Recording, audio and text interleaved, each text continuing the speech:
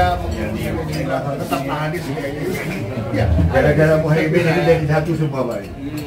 Saya ada di Pontianak. Iya.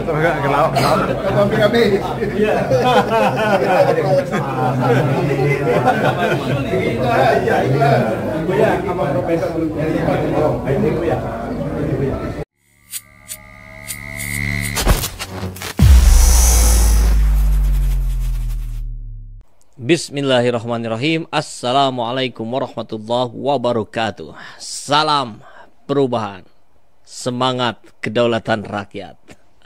Sahabat SC Channel semua, luar biasa ya.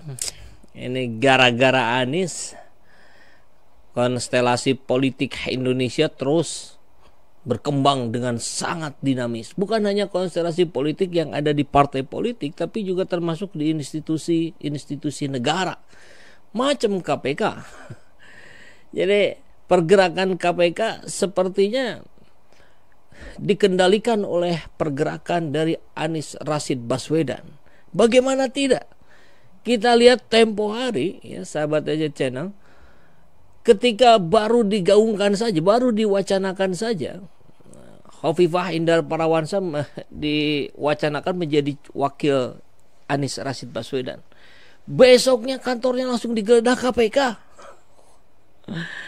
Kemudian berikutnya kita lihat Erlangga Hartarto. Kan ada pertemuan diam-diam. Pertemuan diam-diam itu maksudnya tidak terendus media lah gitu ya, antara Erlangga Hartarto dengan Anies Rashid Baswedan. Dan tentu konteksnya untuk hitung-hitungan bagaimana kalau Erlangga menjadi wakilnya Anies. Besoknya langsung dipanggil Kejagung ya kalau nggak salah ya, tentang dugaan korupsi minyak goreng ya kalau nggak salah ya. Luar biasa itu. Dan kemarin, ini baru saja kemarin, Muhaimin Iskandar dideklarasikan sebagai wakilnya Anies. Besoknya KPK manggil Muhaimin untuk kasus di tahun 2012, 11 tahun yang lalu. Ngeri. Anies Baswedan mampu mengendalikan pergerakan KPK. Jadi begitu ya rupanya ya. Jadi ya makanya kalau sudah begini tuh kita sudahlah tensi diturunkan dulu ya, jangan terlalu serius ya. Karena banyak kelucuan, banyak humor-humor yang dimunculkan oleh para politisi kita. Tentu tidak lucu, tapi membuat tertawa miris lah kita ya. Artinya kok begini amat politik kita, acak kadut kalau begini. Dan yang pasti ini harus disikapi dengan sersan. Ini singkatan zaman dulu ini, nggak tahu nih Gen Z ngerti nggak sersan. Serius tapi santai saja lah ya. Dengan kehadiran Muhaimin di koalisi perubahan untuk persatuan, nampaknya ini menarik sekali ya. Kita tahu bagaimana gaya Caimin ini humoris, blak-blakan, dan sering mengundang tertawa publik gitu. Tapi di sisi lain kita juga melihat bagaimana seriusnya Muhaimin kemarin ketika di Najwa Shihab menceritakan tentang kronologi sebenarnya, bahwa bukan Muhaimin yang mengkudeta Gus Dur, tapi justru dialah yang dikudeta oleh orang-orangnya kubunya Gus Dur gitu. Nah, serius banget itu. Di saat yang sama Pak Anies sedang berhumoria juga itu dengan para pengkritiknya. Nanti ada videonya, lucu sekali ya. Jadi gara-gara Anies kinerja KPK kinerjanya meningkat. Kok bisa? Ya itu tadi. Akhirnya KPK menjadi bekerja. Padahal ada, kalau kata Saud Situmorang itu ada 5.000 surat, 5.000 berkas. Bicara berkas berarti itu bicara dugaan korupsi. Tapi yang didahulukan yang terkait dengan Anies dulu. Ya nggak apa-apa lah ya, nanti kemudian seperti sebuah tulisan ini yang menjadi ramai kemarin disampaikan oleh Muhaimin, nggak bahaya tah? Ya bahaya lah. kalau berani dekat-dekat dengan Anies ya bahaya. Karena Anies membawa perubahan yang fundamental. Ya tentu ya sudah kita bahas berulang kali lah. Kalau bicara perubahan bukan berarti seperti membalikan segala sesuatunya, ya tidak. Yang bagusnya tentu pasti ada, itu dilanjutkan gitu ya. Yang kurangnya ditutupi, yang salahnya dibenerin. Standar manajemen saja gitu. Yang ngaco banget ya dihentikan proyeknya, kan begitu. Nah, tapi ini ada sebuah tulisan menarik beredar juga di banyak grup WA ya. Anies memang membawa perubahan, khususnya buat KPK. Baru umumkan cawapresnya aja, KPK langsung bikin surat pemanggilan ke Caimin. Seandainya Caimin beneran jadi tersangka, nanti usulan nih katanya ya. Humor ya.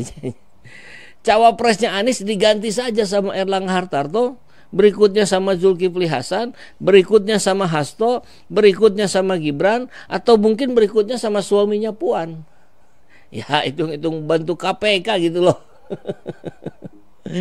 Jadi nanti pas Erlangga Hartarto jadi cawapresnya Anies, besoknya KPK Erlangga dipanggil atas kasus A. Ya, kemudian Zulkifli Hasan cawapresnya Anies, besoknya Zulkifli Hasan dipanggil KPK atas kasus B. Besoknya Hasto dan seterusnya. Bisa begitu ya. Makanya saya bikin judul itu acak kadut politik kita ini. Luar biasa. Nah, tapi makanya kita proporsional saja lah ya, jangan terlalu serius. Ini ada pengkritik Anies yang luar biasa. Tapi dia mengkritik semua capres. Keren ya anak muda ya. Kita tonton. Dan kemudian ini direspon langsung oleh Anies. Yang lain belum ada yang respon. Kita tonton ya. Pak Ganjar pengen banget jadi presiden ya? Iya. Emang udah beres jatahnya? Iya. Lagi asik bikin TikTok ya? Iya. Bapak boleh bikin konten, tapi jangan kelihatan dong, nyari suaranya, belusukannya, disuruh ibunya. Bapak tuh PDI. Pak Prabowo masih gagal nyalon lagi ya? Iya. Gak kapok kalah lagi ya? Iya. Emang gak puas cuma jadi menteri ya? Iya. Bapak boleh nyalon lagi, tapi jangan buru-buru selebrasinya, sujud syukurnya, lupain. Jangan. Maksudnya aktif tuh aktif main kuda gitu loh. Oh. Iya, katanya main kuda aja. Ya, luar biasa ya. Berani kali nih anak muda ya.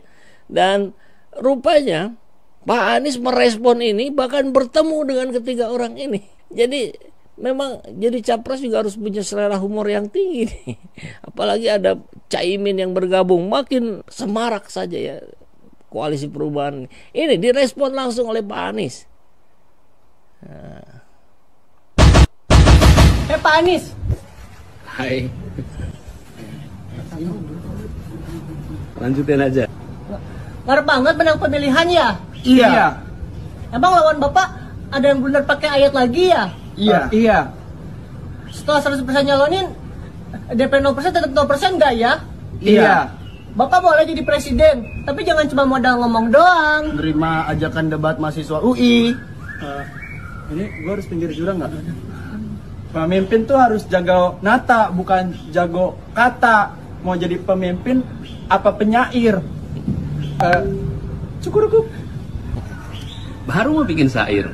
Dari tim netral buat capres lain. Senggol dong. Oke. Jadi dihadapi dengan santai saja, dengan rileks saja gitu ya. Inilah luar biasanya Anies Rashid Baswedan. Ini kalau dari penampakannya di samping pendopo ini. Saya berapa kali lah pernah ke situ ya, jadi agak-agak tahu situasinya. Tuh, disenggol tuh. Capres lain senggol dong. Prabowo, kemudian siapa? Ganjar, yuk. Berani Anda menyampaikan seperti yang Pak Anies sampaikan ya. Rangkul. Kemudian hadapi para pengkritik itu dengan cara yang elegan.